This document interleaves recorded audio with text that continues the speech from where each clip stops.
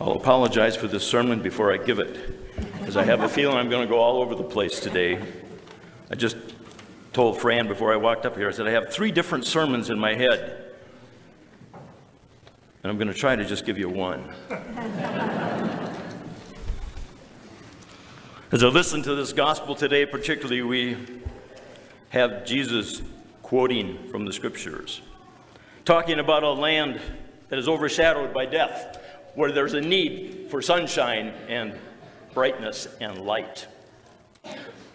And it will come, and it will happen.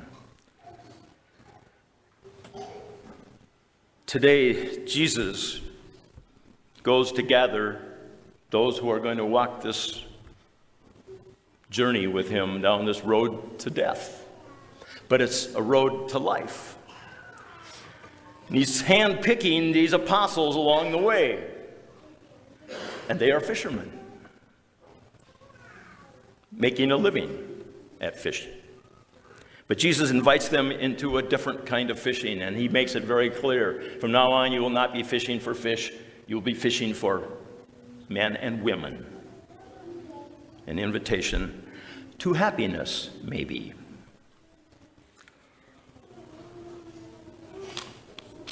Yes, I have to admit, when I woke up this morning, every morning, these last few days, I've been waking up looking for sunshine. It's sort of like, sunshine will make me feel better. And we all probably have in our own heads, what will make us happy? What is it that will make me feel better? I was reading an article this last week by Father Don Telefus from St. John's. He was talking about happiness, and he said, you know, isn't it interesting? He said, some people are just naturally happy. They just seem to smile all the time. They seem to be in a good mood all the time, even in weather like this. Even when things aren't going so well in their life, some people just seem to exude a happiness or a cheerfulness.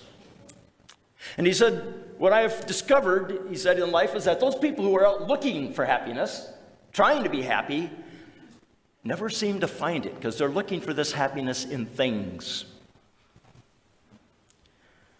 Happiness. Is it about things? You know, some years ago, there are 5 of us priests that had been in a priest fraternity group for 20-some years. And along the way, the 5 of us were visiting one day, and they said, let's go to New Zealand.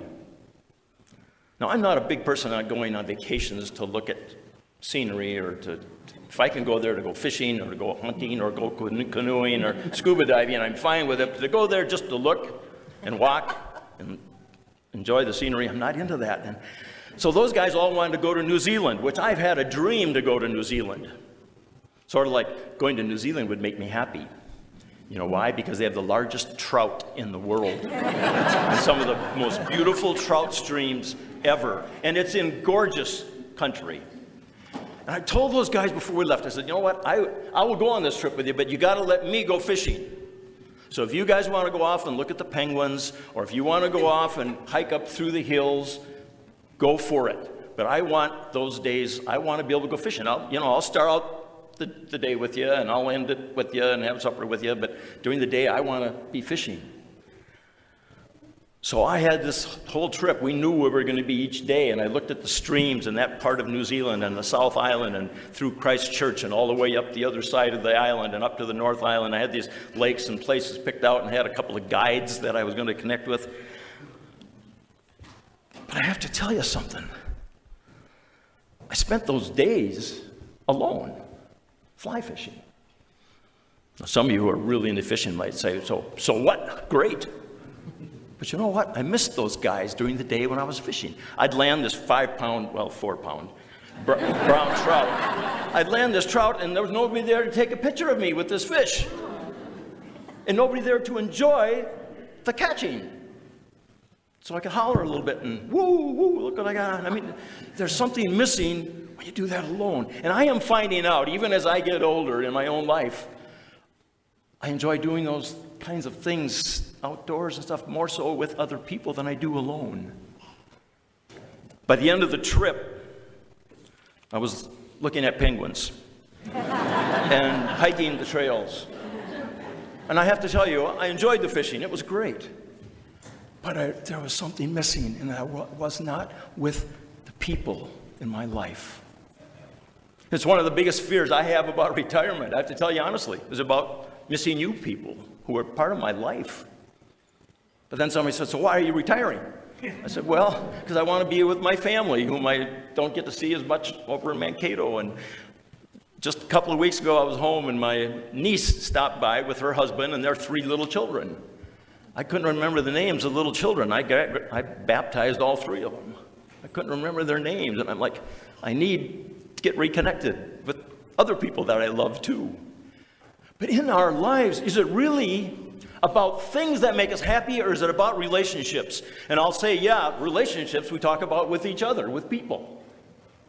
Isn't that what really counts for us? People I know who retire will tell me, man, I'm spending time with my grandchildren. I've never enjoyed my grandchildren and my children as much as I do now. But there's another relationship, too, to which Jesus helps us understand today. I mean, he's inviting these apostles to go on a journey with him that's going to involve all kinds of relationships with the people with whom those apostles are going to preach Jesus Christ and coming to know God, our Creator in heaven. He invites them to do that, and that they will find joy in serving others. I still remember as a little kid when any of us boys would start whining or complaining about something and say, I'm bored. You know what my mother would do? She'd go out and make cookies and say, okay, take these over to Mrs. Keefe and don't come back for an hour. She intended us to stay there and visit with Mrs. Keefe. Or she would make soup. She'd say, I have some soup, take this down to the rectory, to the fathers, and stay down there and visit with them for a while.